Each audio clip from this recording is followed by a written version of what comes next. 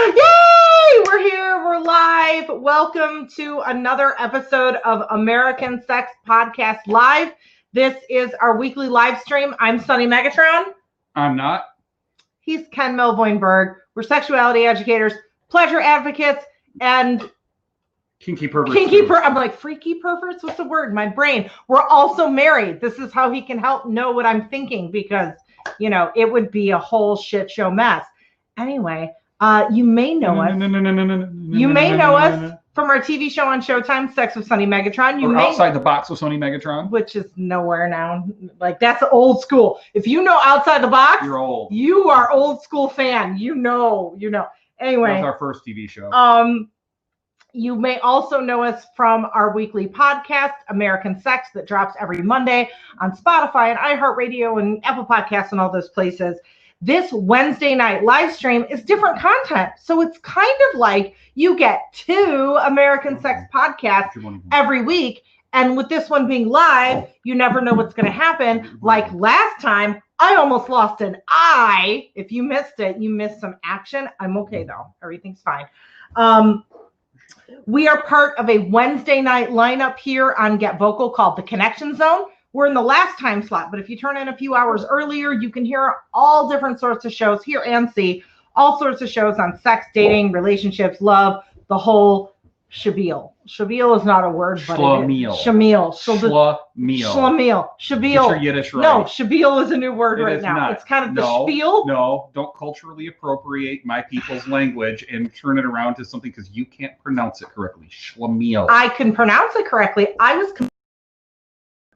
I was making a new word. Yeah. All right. Anyway, so a couple of things before we get started. Tonight's topic is BDSM frequently asked questions. And not only do we have some great questions for you, you guys can pop on screen or type in the chat and give us your questions and we'll answer them in real time as well. But I got to tell you something about the chat and the way that you're watching.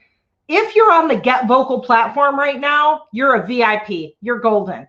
If you're on one of our simulcast stations, which is Facebook Live, Periscope, or YouTube Live, you're welcome to keep watching.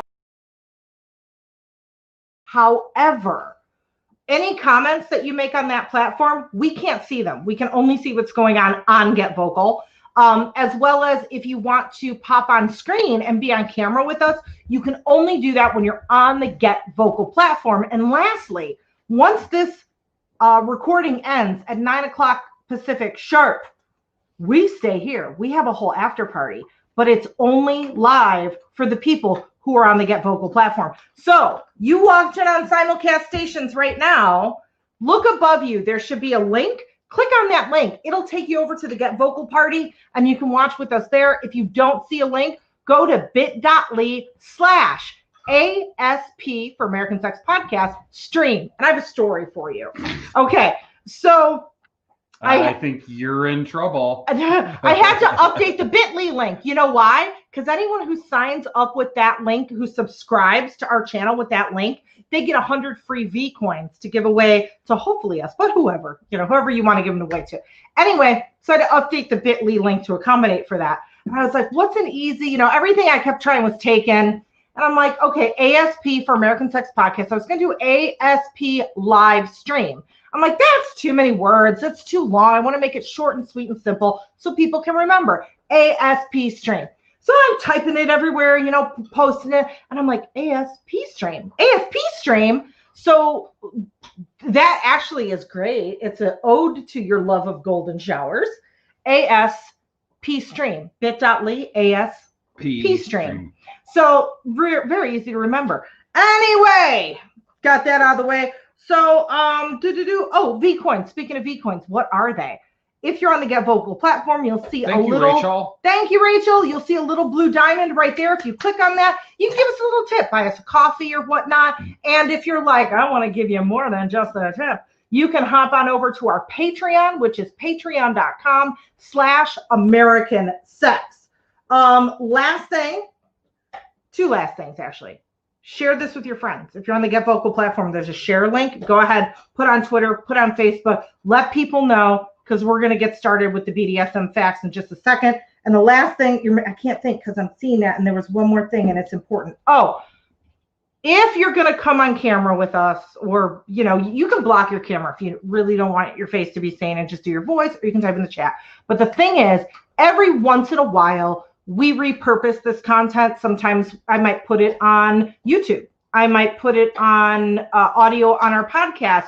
Also, this is simulcasting to Periscope, Facebook, and YouTube Live. The other week, we had 5,000 people watching on Periscope. One of those people could be your neighbors or your grandma. So just keep that in mind if you're showing your face, that you're showing your face to more than just the people here in the Get Vocal chat. So Grandma, I touched the penis. Consent.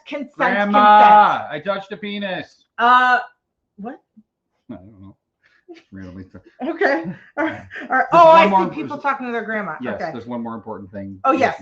Say your thing, and while I paste something in the chat. Okay. So, everybody, I wanted to let you know, now this is something that a few of you that are part of our community are already a part of. What? You took the screen away. I know. I'm trying to do something. I can't talk and like you can took all my screens away. Keep talking. Are you crazy? Keep talking. I can't. Go ahead. Well, now I can. Okay. So everybody, I wanted to let you know that I am switching careers now, and I am doing more with the tabletop role-playing game industry. I am doing Twitch streaming now under Thunderpants RPG. You can find me there everywhere except for Twitter, in which I am Thunderpants DM. If you're interested in games like Pathfinder, Call of Cthulhu, or any tabletop role-playing game, I'm teaching people how to play these games. We're having a good time with it. So please catch us on Tuesdays, Thursdays, and Fridays at 5 p.m. Pacific time for Jafari's Gift for Team Witch, Team Pirate, and Team Goblin. I'm on Team Witch, Tuesdays, 5 p.m. Pacific. Come cheer us on. We're the best team. We kick ass. We're the best team. All the teams are good. Okay. Shh. Just tell me I'm the best. Anyway, all right. Welcome to... What's that, Waffles? Welcome. Team Goblin? He likes Team Goblin? Shut up. Waffles likes Team Goblin. Okay, Maurice anyway. likes Team Witch. He's licking my armpit. It's really weird. Okay, stop. BDSM facts, FAQs, or FACTS. I don't know. I was going back and forth with how to say this. We get a lot of questions about BDSM, and they tend to be a lot of the same questions that rotate over and over and over. So we're just going to, you know, I compiled a list of them. We're going to go down the list, and we're also going to address the questions that you have in the chat, or in a couple minutes. I'll open the camera so you can come on screen. And I'm going to start with a really basic question that a lot of you probably know, but we're all from different backgrounds. There may be people watching who are like, BDSM, what's that? Is that 50 Shades of Grey? I'm not sure. So we're going to start with some of the basics. And the most basic question is, what do those letters actually mean? Like, what is BDSM? By definition, it's bondage and discipline, dominance and submission, and sadomasochism. So basically, it's everything you can think of kinky under this one umbrella and encompassed in an acronym.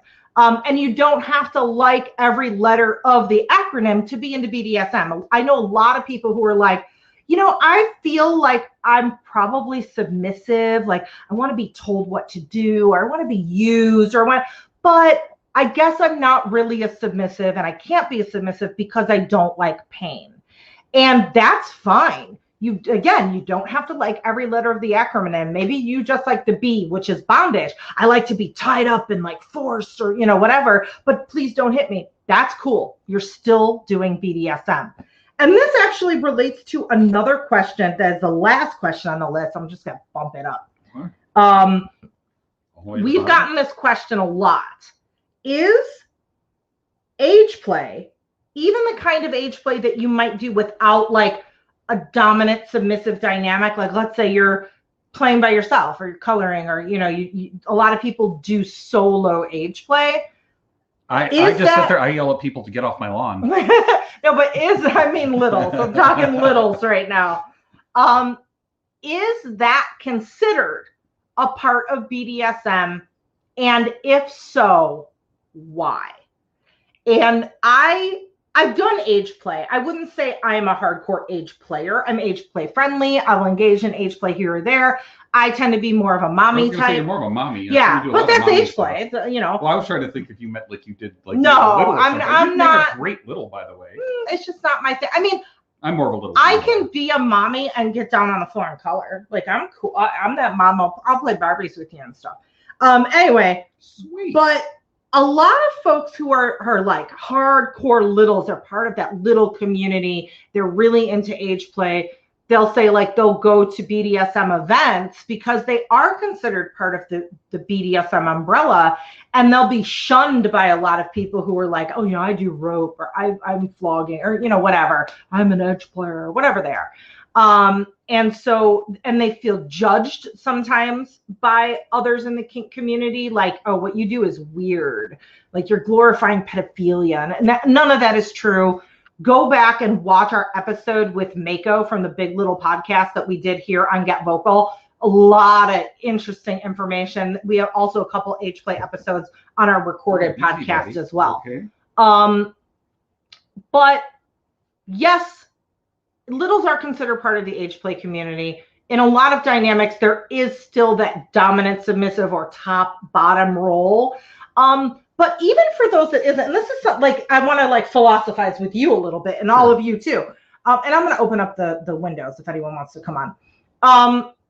There are instances where somebody might be role playing, let's say, and there may not be a DS component, a dominant submissive component. Like let's say solo littles play, or a bunch of littles playing together without a mommy or whatever. If you're looking at the letters of BDSM, even though I still consider that part of BDSM because it's like a fantasy role play, it's a, you know what I mean? If you're getting technical and you're saying, what do the letters define? None of those letters define I'm doing a role play that doesn't encompass dominant submissive. You know what I mean? Or am I missing something? Well, I think that there's a lot of gaming analogies that are actually very similar to this because of role playing. It's like it touches on both the worlds that I'm kind of involved with right now. And one of the things that we take a look at that are on a lot of the boards for role playing games are RAW, rules as written. And what it is, it's people that are very dogmatic about the very specific rules that are set up for games like Dungeons and Dragons and Pathfinder. And a lot of times, all of those rules are just guidelines on how to have fun. And it's the same thing with BDSM in my mind, because there's something missing from the acronym BDSM. It bothers me. It should be BDSMR. And that is BDSM and role playing, because there is so much role playing, and that, like, whether you're a furry, a little, you're doing age play, you're an ancient instead of a little. Right. You're somebody who likes adapting other roles, no matter what it is. There's a very strong role-playing element that has to do with fun. It's not direct humiliation. It's not direct. Right. It doesn't fall. It doesn't fall into any of the spectrum, but we have adapted and like encompassed, and we're bringing all of those people, we're hugging and bringing them into the community. Yeah. Like it's in the spirit of the acronym, but it's not technically in the acronym. But anybody that says that is a dick. No, I know anybody that says that is a dick, but it's like, I am very logic minded. Yeah. And it just bothers me that that's not precise, that the acronym is not precise, because when we teach, you know, and it's like, you know, as teachers, so like, you know, things that we have to think about when we teach, it's like when you're teaching basic 101 level stuff, you sometimes simplify, I'm not going to say dumb down, but you simplify the concepts because people have to, like, you know, get the core framework of the concept. And it's just like this, even in school, as you go through, you know, as you're learning math through elementary school, they teach you the basics. They don't tell you how it can get complicated, or they teach you English and they don't tell you all the fucking exceptions. That comes in the later grades. Like once you have the basics down, now we're going to fuck your shit up and tell you all this. And it's kind of like that with BDSM. Like I got it.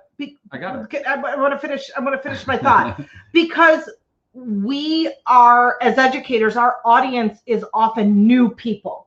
And so we're teaching those basic concepts. So we say BDSM is this, but it doesn't encompass. Just like we say the submissive has all the control, Yeah, but not really. Or SSC, but not really. Quick. This is something that's very important. So there is an overarching subject that encompasses BDSM and role playing, and that is that all of it has the underlying element of play. Yeah. All of it across the board. Yeah. So all of these are forms of play, and people have just chosen to latch on to that acronym BDSM, where it's the play that's the underlying thing that connects it all together. Yeah, yeah. And I mean, that's how we teach. We teach from... It is, but we need to restructure the language behind it. To encompass that in right away. Encompass all of it, because it's more than that's like saying that all religion is Catholicism. That's just not true. That's one portion of it, where it's your relationship with something bigger than yourself, and people that are being dogmatic are getting a hold of it, and they're saying that this is the only thing, which is bullshit. I got it. Because there's the common thread of play in all of this. I got it. What? Our new acronym. It's not BDSM. I'm skeptical already. It's BDSMer. Bondage and discipline, dominance, and then erotic. No. Oh, erotic role play. No. BDSMP, EP. I will think of an acronym. It's coming. It's coming. Anyway, so that's it's interesting to me. And I guess, that leads it. Those are some of the other questions on the list, but it sort of got brought up now. So, one of the questions is it really true that the submissive has all the control? And it's the same situation. Yes, we tell you that when we're teaching you core concepts, because it's all new material and you're grasping. However, when you're really getting into BDSM theory, it's really dangerous to say the submissive has all the control and the submissive dictates the scenes, because you're putting all of the responsibility for, something going wrong, something something being overlooked, or maybe the submissive being in a certain emotional state of mind where they can't make good decisions. I like Maurice's comment there. NVSP, non-vanilla sexual practice. Ooh, I like that. Like something along those lines may be a better way to address it, because part of it is that there's this framework that I just heard you do right now, and that is you automatically default to the submissive and the dominant, when in a lot of cases people can be asexual, aromantic, unpartnered. But you can still be sub and dom doing those. I know, but you can direct a scene without being a sub or a dom. Oh, totally. And your language was exclusive towards subs and doms. You didn't realize that you did that. But I think all of us fall into that trap where we're saying that everybody is dominant or submissive. And we fall into that trap because 90-something% of the time it is a power exchange relationship. Unless you're by yourself and doing. I know that's. I know, but I'm saying you're just making up numbers now. No. I'm just saying the vast majority of the time, whatever number. Yes. BDSM is done in a dominant, submissive way, and it could even be argued in some cases when you're doing solo. Like, I remember my first foray into BDSM was solo BDSM, because I didn't really have anybody to play with, and I did some self bondage and some erotic stuff. So really? Yeah, I was kind of. I have to ask this because you hate bondage. No, it wasn't. What did you tie up? No, I took clips. You just said self bondage. Well, it was okay. Restraint. Not even restraint. It wasn't restraint. It was clips to open my labia tied to scarves on my leg to open everything. Yeah. You know what I mean? So it's not really, but I'm not restrained. It was just more like the clips had to hold on to something, but then just the feeling of having it tied on me felt sensual, even though the ties weren't actually functionally restraining me in any way. I've never done self bondage. Really? I've always had partners. But it's not anything other than. I'm trying to think if I have. Well, I've held my breath maybe, but. Yeah, but I mean, even when you're doing stuff like that, I was sort of within myself. I was the dom and the submissive at the same time. So it's a very murky element of DS, but even in some solo play, I would argue that it's DS-esque. DS-esque. You know what I mean? Within yourself. It's like no? You're topping yourself. I don't know. Do you guys know what I'm talking about? Lupus seconds that, but that was 2 minutes ago, so it's probably you were seconding something else. The NVSP. Okay. Oh, okay. I'm going to write that down. NVSP. Great suggestion, Yeah, Maurice. thank you. NVSP is really good. Okay. And then there was another question along those lines. Oh, like the SSC, same sort of. Oh, I didn't finish with the dominant submissive. Does the dom have all the control? Yes, in a very basic framework, but no, if you're really getting into the minutia, because when you're saying the submissive has all the control, you run into dangerous territory where you're like, well, submissive, you had all the control and the safe word's in your hands and you didn't safe word. So whatever happened is your fault. You start running into dangerous territory. We always tell people that the dominant and the submissive are both responsible.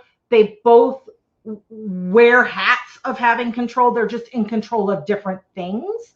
And when we start thinking one partner, is wearing all the hats while the other one isn't, that can slip us into missing things, if that makes, you know what I mean? You're still hearing me like, hello, you know what I mean? Okay. Should I just fake it and say yes? Yes. I mean, this is what we talk about when we do our slot, when we do our BDSM class. That it's the dom, we ask everyone who has the control, and then the people answer, and then we're like, actually, they are both in control, and they both. I just think that's apparent, though. It's not apparent. It's an A-B situation. It's like not. Whenever two people are contributing to any kind of a communal effort, it is both parts are equally responsible. I've been watching BDSM TikTok where all these like Gen Zers are learning BDSM, and it's very. Think of your stereotypical predatory situation where you have a bunch of cis male doms who are like, I'm your daddy and I'm going to tell you how it's going to be, my pet. And you know what I mean? And it's... I'll suck my penis. Exactly. I'm so kinky. I like blowjobs while I spank you 3 times. And that I think a lot of people do slip into that dangerous way of thinking that it's all the submissive's control, and that can just lead you down a dangerous road. Anyway, self-bondage, yay. NVSP. Everybody's liking the NVSP. See, I like NVSP, but I'm also being technical here because vanilla is subjective. So for some people, a blowjob is kinky. Like, and that's one of the questions. What's the difference between a kink and a fetish? We'll get there.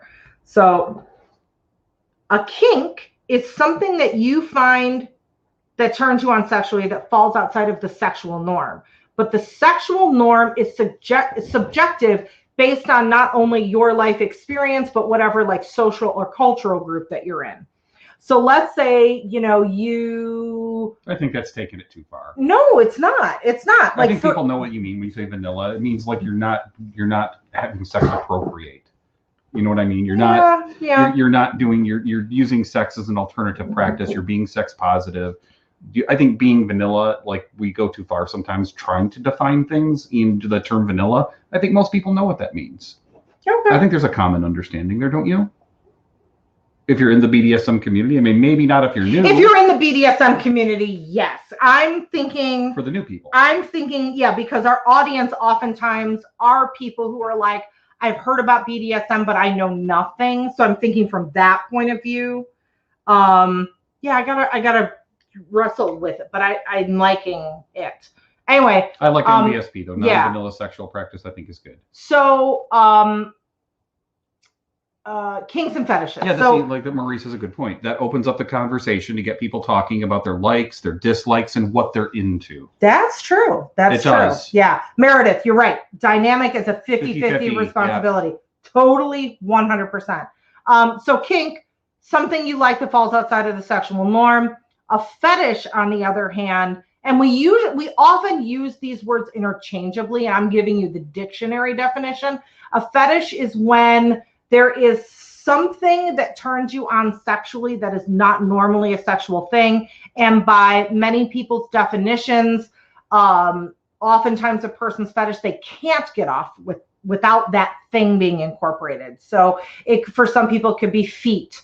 It could be latex. It could, there's all sorts of different things that are people's fetishes. And really, Yes, there are different dictionary definitions, but like colloquially, we use them interchangeably sometimes. So I guess in that respect, it's somewhat subjective based on how you use it. All right, let me just see. Yeah, I like and was it NVSP? I like it. Non-vanilla sexual practice. And yet, like any term you're going to come up with, nothing's ever going to be perfect, but that's pretty close. Non-vanilla sexual play. I like play. Non-vanilla sexual play, I think, is more encompassing because that does include your asexual, aromantic little that's sitting there coloring, not right. Because it's not, and then we get into like, if we're really I feel like I'm in like, picking everything apart in a college class. If we get into even define sexual, like most people say sexual is like you put genitals against the genitals and do something, or at least do something with one of the genitals. And a lot of people in kink will define sexual as like, I'm having a mentally erotic give and take with you. And that is sexual. So, that opens up the conversation. What is sex to whoever is using this definition? Like, I would think in this respect, non-vanilla sexual practice, it would be the larger definition of sex. I mean, one of the things that I like to do is that there's relationships that I have with people where I just like to have a BDSM relationship where I'm kind of a spanko. And do you consider that sex? Or sexual? I consider it part of my sexual practices because it's part of my sexual preference. If you show me, and I've been involved with sex studies before where they take the sphygmomanometer and like put it around your cock and balls, and what they're doing is they're trying to detect arousal levels. And the way that they do that is that as you become aroused, it's like a blood pressure cuff that you wear around your junk. In the studies that I did, they would show me, and like at first, they wanted to see how do you identify as far as your sexuality, and like I'm mostly hetero, but then I actually identify more with BDSM stuff, I think, because it was much more arousing. Like, gender doesn't matter when I see two people that are in a consensual like situation where there's like choking, spanking, that kind of stuff. Way more arousing to me than just watching hetero sex. So I have a controversial question for you. This is a controversy within the the BDSM and the sex positive community, and people have very strong opinions either way. Do you consider BDSM to be a sexual orientation? I do, yes. You do? I absolutely do. I always have. Why? Like what? For the reason what that I just gave. Okay. Because there's like, if I'm somebody that primarily identifies as hetero and the hetero sex is less arousing to me than the acts which do arouse me, which happen to be non-sexual, like with choking or with like spanking. If you watch choking, spanking, gay porn where normally gay sex doesn't turn you on, that would turn you on more than the vanilla hetero sex. Yes. Yeah. Yes, absolutely. Okay. And it doesn't matter whether it's like, two men, two women, a combination, like all of it is equally as arousing to me. It's not just watching hetero man top submissive woman. It's all of those acts are what is arousing for me. Okay. So it's like there has to be, is it a dominant submissive element? Yes. Is it a pain? Is it like, what is it? Sadomasochistic? It's sadomasochistic. It's the pain. It's the pleasure that's involved with that. It's the give and take. But it's never arousing to me when it's not consensual. And I'm not just, I'm not just saying that to get on the consent bandwagon, but like if I thought that, somebody was being, because my mind switches then from sex that this person's being abused and beat up in like the drop of a hat. If right. If my perspective has changed on what I'm watching. So for that reason alone, I think that it's a sexual orientation. Interesting. Because when you think about like, well, what happens if you find out that that's not a consensual thing? What if you find out if it's unwanted?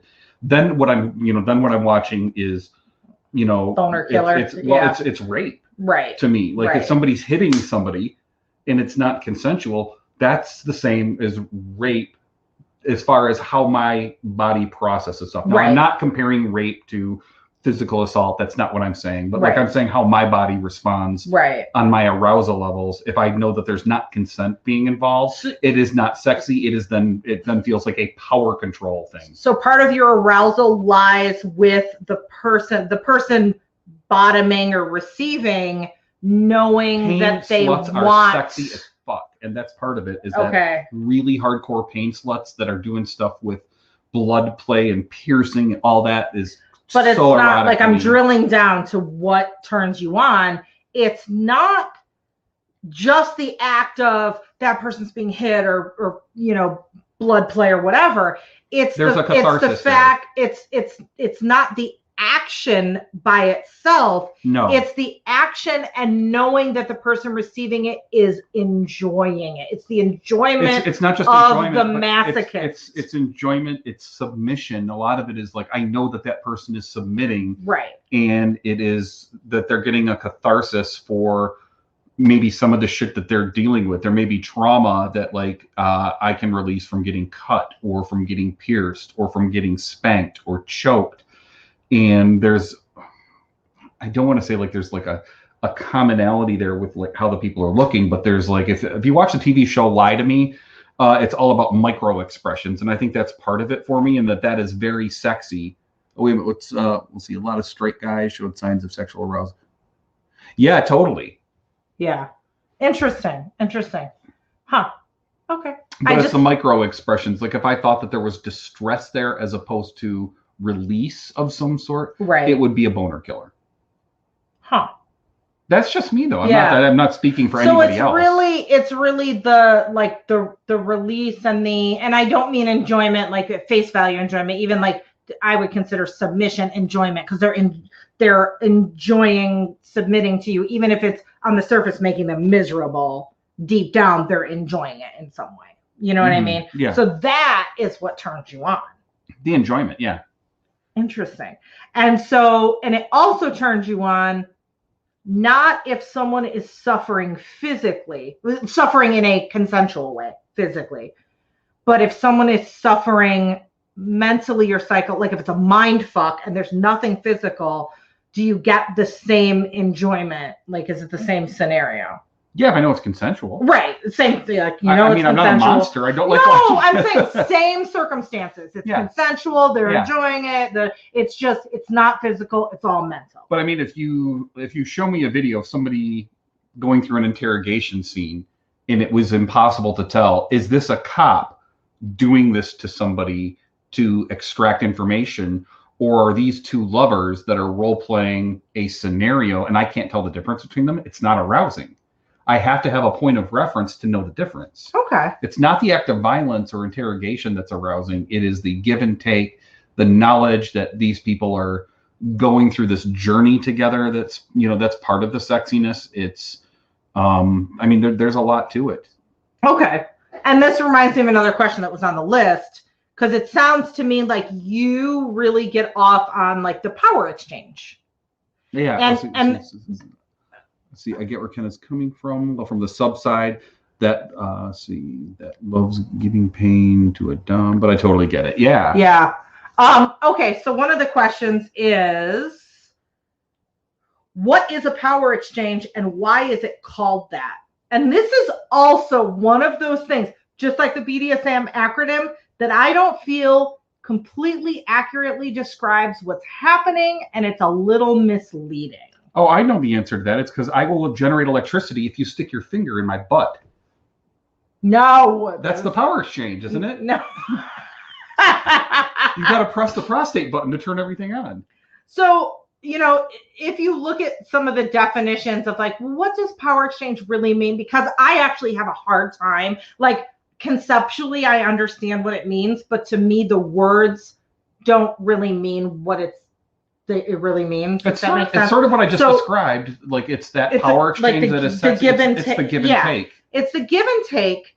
And it's like, even though, yes, on the surface, the submissive is giving over or giving up control or giving up their power to the whims of the dominant. And again, this is all consensually. Is that why they make all the frat boys do the circle of the elephant so that they can power the frat? What's the circle of the elephant? Oh my God, you. I don't know anything about frat boys. Like, I hate them. So this is they're basically doing forced buy on the people that are in the group, and you have to. I think it's like, and Maurice, correct me if I'm wrong here, but like I believe your hand is on the trunk of the person next to you, and then their hand is on the penis. So it's like a 1-over circle jerk kind of like. I think that they have to do a walk where they're like, I don't even know if it's erect penises all the time, but there's definitely penises and hands, and they have to do like what's called the elephant walk, where they're going around in a circle. So you're up, walking, holding the penis of the person next to you. It's kind of a Dutch rudder. Okay, interesting. Huh? Finger in the butt. They'll do finger in the butt. Oh yeah. Wow. It just depends on the frat house. Wow, interesting. So power exchange, it's like, even though on the surface, yes, the submissive is relinquishing their power to the whims of the dom, consensually and all that. In some respects, the submissive person still has power. It's just that power is different and compartmentalized and negotiated, But when I hear power exchange, and I'm not the only one that thinks that, because I've read other people are like, it doesn't really accurately just describe. I think of like, it's more of a give and, like a constant give and take. Like, it's more, to me, it's more of like a power transfer, I don't know if I really like the word exchange. Like that term has always kind of bothered me, because it doesn't really seem like exchange and a transfer are the same thing. I know, but to me, an exchange is like switching.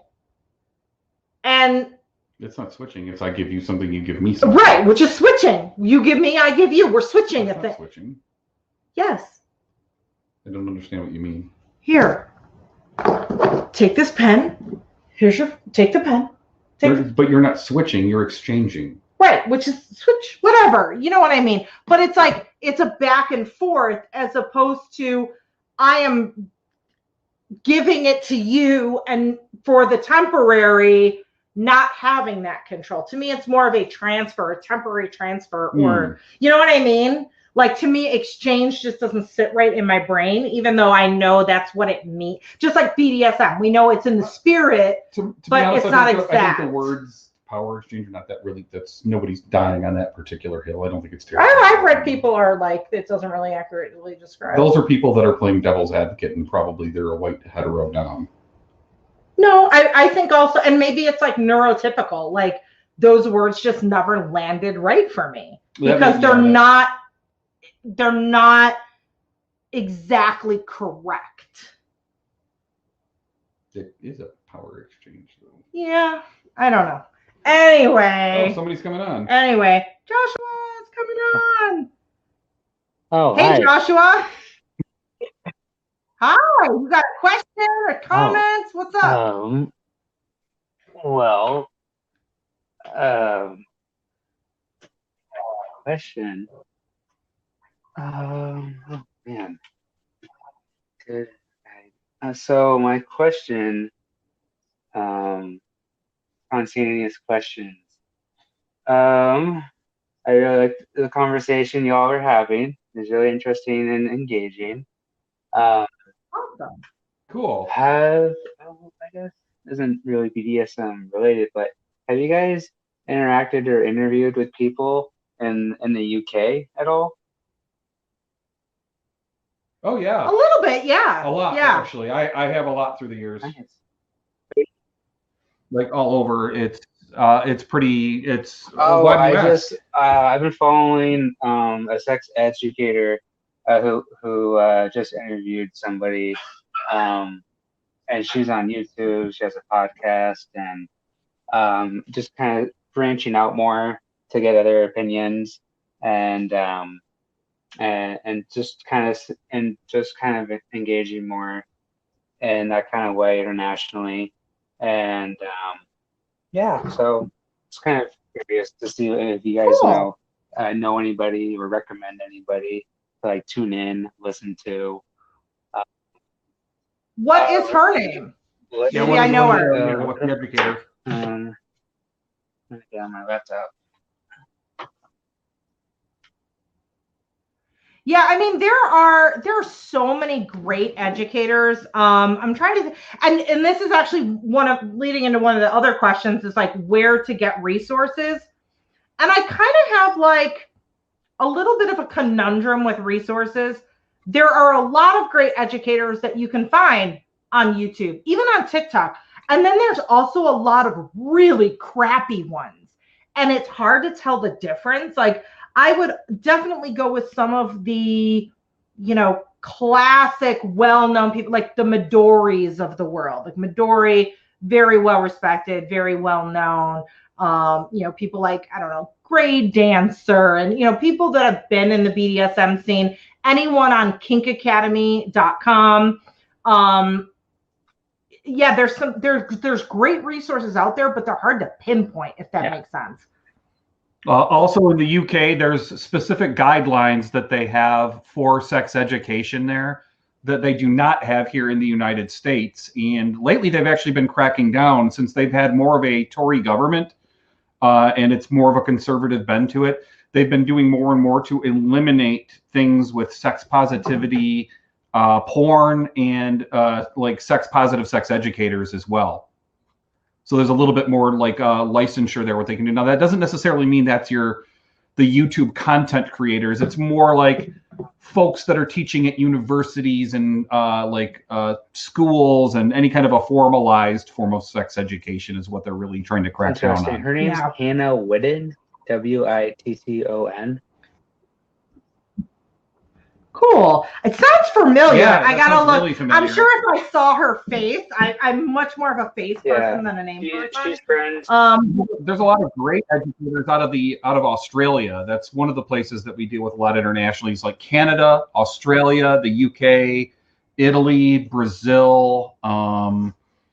There's Germany. There's folks all over the place. Oh, also, a couple people we just recently had on our podcast from Canada. Luna Matata is, I love her brain. Also Marla Renee Stewart, we just recently had on as well. They're both really great educators, and they're not like the long time, been around 20 years. They're more of like, the last decade, but they really know their stuff. I'm looking them up right now. Yeah, and like, it also depends, Joshua. What are you into? Like, what are you looking at the sex education for? Is it for BDSM relationship types? Is it for sexual technique? Oh, yeah. Is it for like the kind of stuff we teach about, like electric play and interrogation and kind of BDSM theory? Yeah. Like, what kind of stuff are you interested in, Joshua? I do want to mention I was born in Sydney, Australia, and great that you mentioned Australia. I haven't been back there since I was born. My parents lived there for like 7 years, and then we came over to the U.S. in like 97. And oh, so, wow. Yeah. Nice. I left there when I was 4 years old. Okay. But yeah, you'll see a lot of great sex educators there, and a lot of people that we have as friends that have a lot in common with are from, like, there's very similar attitudes in both New Zealand and Australia, and kind of the circles that we hang around with here in the U.S. There's a lot of overlapping there. That's interesting. I'll definitely look into more of that. What I'm into, I'm bisexual. I'm switch. I've dated men and women. I dated a lot last year, which was great for me. Those were in the before times. Good job. This year, like, I've been on 2 dates before COVID and 2 dates during COVID, like months ago, and which is, they were fun they were all right. But just wasn't meant to be. I'm a switch. I like going to play parties. I like going to events and meetups, mixers. I live in the Bay Area. I go to San Francisco a lot, or to Berkeley, or to Oakland. Those are the places I go to socialize and find respect at events. Big fan of body storytelling. Dixie De La Torre. And so it's a lot of fun. We love Dixie. Going to Folsom Street Festival, which is always a lot of fun. Man, I miss both of them. Going to Wicked Grounds, which is a lot of fun. You have access to a lot of folks. Like I know Wicked Grounds, even now with COVID online, they're doing kink classes like constantly. So just being in the Bay Area, you've got access to a lot of great people, like Stefanos and Shay. Yeah. And one of the things I was going to say, Josh, I don't know if you're interested in gaming at all, but that game thing I was talking about earlier, one of the founders of Wicked Grounds, Ryan, Psycho Kitty, is part of our gaming group that plays with us on Saturdays. So if you ever want to watch, you can see Psycho Kitty with us on Saturdays from noon to 4 Pacific time on the Thunderpants, or I'm sorry, twitch.tv/ThunderpantsRPG. Thank you for your comments, Joshua. Hi, Jen. How are you? Busy working as usual. Yeah. How's everything with the boys? Pretty good. They started. I feel bad because Reese's first day of kindergarten is back at the daycare that he just left in May. Oh God! But I've got them both at Kittyland doing their distance learning stuff. Yeah. Nice. So what's up in your kink brain? My kink brain. Yeah, you got question, comment, observation. I know your wheels. My wheels are always turning. I actually just joined in the Get Vocal to say, hey, what's going on? I'm having interesting stuff going on in my kink brain because it's I'm in my relationship, which is shifting from super NRE, oh my God, all the kinky all the time, into a more sustainable energy level, into a more I don't know, it'll be a year in October that we've been together, and it's and trying to reframe that shift as, no, your relationship is fine. Everything's fine. It's normal. And I think we were both feeling I think we fell into our first slump. And then a couple weeks ago, he was in the middle of moving. And so to make life easier for everybody, I was like, all right, you're moving that week. So we're going to get a hotel room. So there's a home base in the middle of the moving chaos. You know what I mean? And then we had, well, I think. And then we had crazy awesome best sex we've had in a couple months, just because we had a change of scenery. That's all it takes sometimes. Yeah, I was gonna say, you are just coming from a kink background, whether you're actively in a situation that's kinky or not.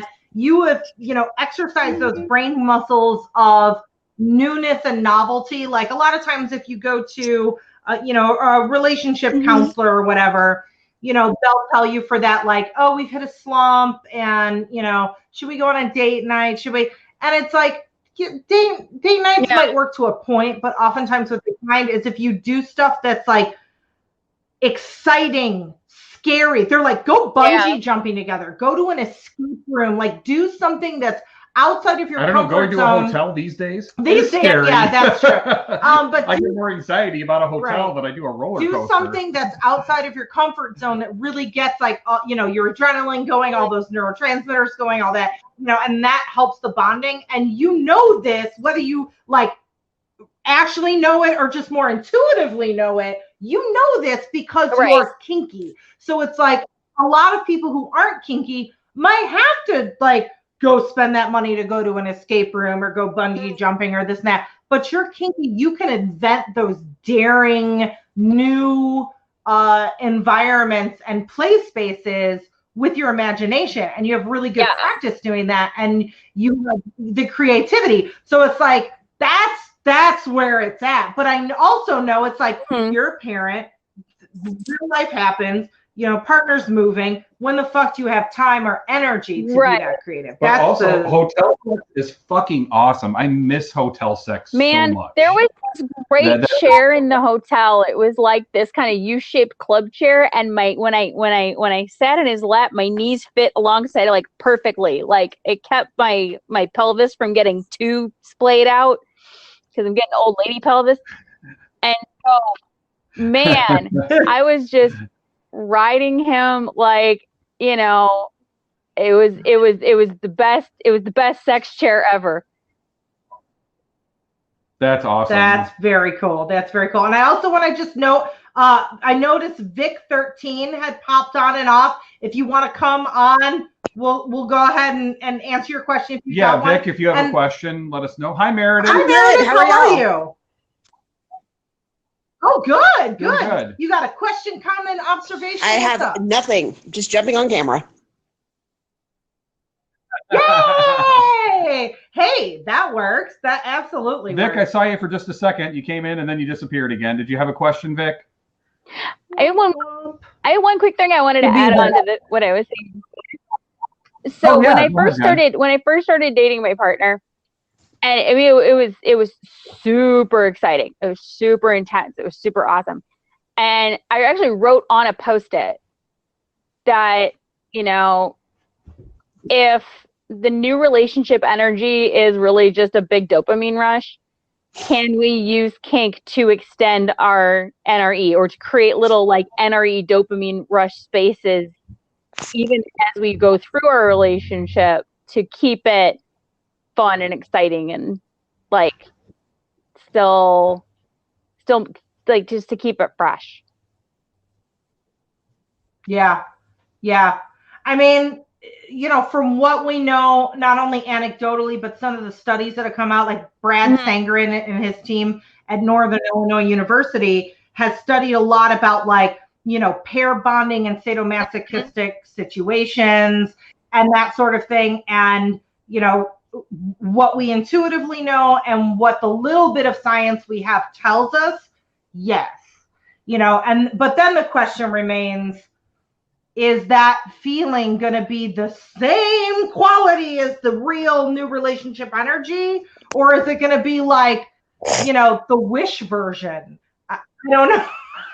But wait, I have a question for everybody. Does anybody get turned on by having sex in your partner's parents' house? So have you ever gone like back home with your partner and fucked in the house while the parents were there, or like, and no, not for you. What about you, Jen? No. Meredith, no. And like the times I had sex at my parents' house, it wasn't like a visit, like I was living there, because I lived with my parents at intermittent times between going to grad school and getting divorced and all that fun stuff. So I lost my. It's more of a necessity, not something that gives you a boner. Oh, yeah. Why is that a thing for you? I was just thinking about it. Yeah, it was back in the day. I was thinking like, what are the things that felt to me like hotel sex? And one of them was like having to go to my girlfriend's house on holidays and then like nailing her in the bathroom, like right next to her parents. But it's her parents, not my parents. No. Yeah. Okay. That might be a little different. Still not like, but different than your own parents. Like, yeah. No, it's not like I'm Archer and look like get an erection because my mom's dying. Well, maybe a little bit. Yeah. No, but I want to go back to what I was talking about before, because I get this question a lot. Like, what is the BDSM resource? And I really don't feel like there is a great one. There's a new book I've heard a lot about. I have not read it, so I can't endorse it. If anyone has Existential Kink, is it good? I've been hearing things. Egg? Like, is an egg? Existential. Like, oh, no, I thought you were being serious. No. And like, there's some of the classics. I wanted to buy it because it's got eggs. There's some of the classics, like SM 101, but I'm not knocking it, but it's very like old school. Like, we need some updated stuff. The new bottoming book, like everyone's got these on. If you've been in kink for a while, you got all of these on your bookshelf. But I really think that we need something updated. Actually, this one by Mona Darling, this is cute. It's kind of a cute, like, starter workbook that's fun. But would I say it's like the Bible? No. I really think, Ken, we need to write a book. If there are any publishers listening, we are too broke to take months of no pay to write a book. So please give us an advance and we'll write you the best kink book ever. But I really don't know of one resource that's like, got it, because So I mean, there's Kink Academy, which our thing is bit.ly/Kink Academy. Great videos, a library of 2,000 videos. But the thing that bugs me about BDSM education, and this is even before I was an educator myself, it is a very stereotypical type of person. It's like usually, white people, oftentimes dominant man, submissive woman, they teach very traditional, like either old guard or like old guard-esque BDSM. And I think there is such wider applications for BDSM, especially now for, not even just millennials, but especially Gen Z. There is a completely different spin. Like that's never been my kink. Like, leather, serious, spanking. That has never been my thing. Ever. Like I have clown sex. I laugh. That's my BDSM. But, and I don't think we have a good representation of anything other than the stereotype out there at all. Part of that is that Zoomers are not necessarily readers. They have different chosen media forms than we do. Like that's much more of a Gen X thing to say we have to have a book or a Bible, because I think that a lot of Zoomers refer more to YouTube. Taught instructional that's like video and like in like TikTok. But then we have problems because like we were saying before, TikTok, YouTube, there's some amazing educators and then there's some horrible ones educators. And it's hard to tell the difference. So even if it's like you're an educator who's written a book that maybe got accolades from the older people that tend to read books, it's something in your resume to show people that you're legit, that you have, what I mean? That there's no school, there's no like I'm BDSM certified. There's real quick, let's address this in the after party because Kai has a really good question here, and so I have a question when you have time, and I think we should address this before we take off. What is a good way to entice your dom to play more often when there is so much more in life going on? What do you think about that? I mean, I honestly think like everything comes down to communication. Like, time out. Let's have a talk. I know that's never fun. Let's have a talk. But it maybe employing creative ideas. Like for instance, our guest Mako a few weeks ago is inventing an app that helps dominants and submissives connect and communicate throughout the day, the week, whatever, despite their busy lives, so they can have that. Oh man, that'd be awesome for long distance relationships too, like mine. Yeah, Kai, I have a question for you. When you ask for this particular question, when you say life is going on, is that in reference to life going on in general, or how life has changed due to COVID? Because there's definitely a different spin now, I think, trying to get the attention of a dominant, if you're a submissive, that's a little bit of a different flavor now than like what was in the before times. I think being very specific, whether it's before or after, I know there's a delay and you need to type. But I think that laying down specifics, even though it sounds really unsexy to have that conversation and communicate and maybe get a schedule. Put together on Tuesdays and Thursdays, we're going to check in and do blah, blah, blah. Or we're going to have, maybe even if it's just like a mini scene or whether it's even over the phone, like some kind of play, every Wednesday night at 9 o'clock. Like sometimes, and this goes for vanilla sex. This goes for BDSM. Sometimes in order to prioritize, you have to do the unsexy scheduling and talking and like really laying down some organization to have a framework to play. Definitely with the life it changed due to COVID because there is no dungeon anymore, at least for me locally. And that's kind of what I was getting at, is that a lot of people, like in Chicago, there's a great club there, GD2, that a lot of us had. That was kind of the community dungeon for the part of Chicago that we lived in. And like, you know, for a long time that wasn't possible, like because of scheduling. Now even more so with COVID. Jen, are you still a member? I renewed my membership in December, and then I don't know, something happened with my credit card and I had let it lapse, and then COVID happened, and then I haven't renewed it. I still get emails though. I'm not sure if they're open. I don't even know if it's open or like. So what are the restrictions on GD2 right now? I'm not I don't sure. even know. I can find out for you. Yeah. Okay. Real quick before we go, I want to address a little bit more of this.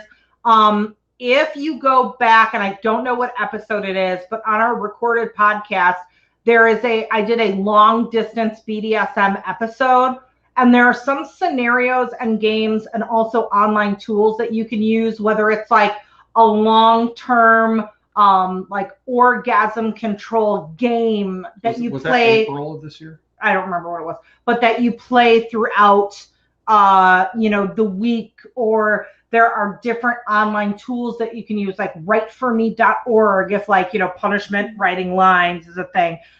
So maybe some of those things will give you ideas to engage and interact, even if you can't be together. And let's quickly, take this over to the after party. Really quickly, we're gonna go. So here's what's gonna happen. You guys on Get Vocal, stay here. We're going to keep talking. However, if you're on the simulcast stations, Periscope, Facebook Live, and YouTube Live, once I hit stop broadcast, the simulcast ends. So get your butts over to bit.ly/ASP stream, or if there's a link right above wherever we are, click on that link. What are you doing? What are you doing? Just putting in something before it's over. Oh, okay. Don't worry about what I'm doing. Okay. Just keep talking, dude. Okay. Don't worry about me. You worry about you. So come on over. Come to the after party. Who knows how long we're going to talk or what the hell we're going to talk about. Share my awesome way I make time in my life for kink and BDSM with my partner, and when people join the after party. Okay, cool. Awesome. So, and hey, everybody, if you have a chance, if you if you have Thursday open at 5 p.m. Pacific time, 8 p.m. Eastern time, or on Friday, 5 p.m. Pacific time, 8 p.m. Eastern time, join us on twitch.tv/ThunderpantsRPG for Team Pirate and Team Goblin. And then every Tuesday is Team Witch. Please join us. Comment. You can actually affect how the game works by commenting. Sometimes I will be able to get critical fumble and critical hit cards that can help or hurt the different players. So please join us, participate, and it will help us earn money as well as I start to switch careers now as a disabled vet that's stuck at home. Guys, join us. Last thing, I just pasted in the chat on Get Vocal. So guys, on the other platform, come on over. I have a link to our BDSM 101 discussion if you want some basics. And also discounts to Stockroom. I got a 25% off and a 15% off because I know you guys love the kink gear. So we'll see you next week. All right. Thank you. Bye. Bye, American fuckers. Stay with us, everyone, on Get Vocal. We're going to party.